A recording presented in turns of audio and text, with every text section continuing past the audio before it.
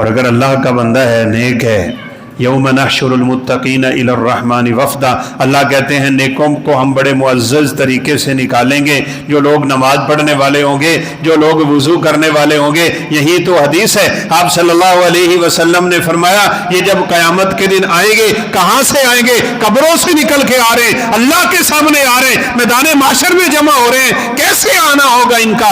آپ صلی اللہ علیہ وسلم نے فرمایا ان کے وہ اعضاء جہاں جہاں وضو کا پانی لگتا ہوگا وہ 14ویں کے چاند کی طرح چمک رہے ہوں، ان کی خوش نصیبی ہوگی۔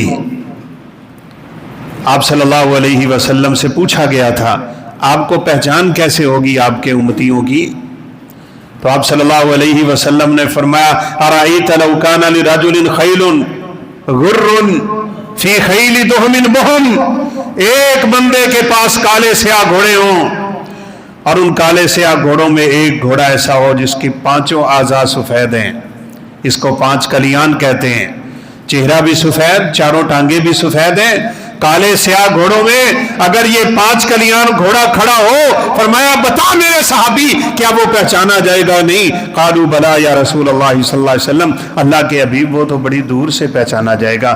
فرمایا ان امتی یاتون یوم القیامہ غرا محجلین من آثار الوضوء، قیامت کے دن میری امت کے لوگ جب آئیں گے تو ان کے وضو کے اعضاء یوں ہی چمکتے ہوں گے جیسے 14ویں کا چاند چمک رہا ہے۔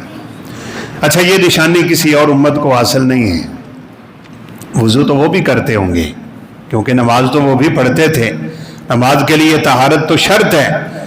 یہ خاصہ، یہ امتیاز، یہ میزہ اللہ رب العزت نے صرف اور صرف امت محمدیہ صلی اللہ علیہ وسلم کو عطا کیا ہوا ہے۔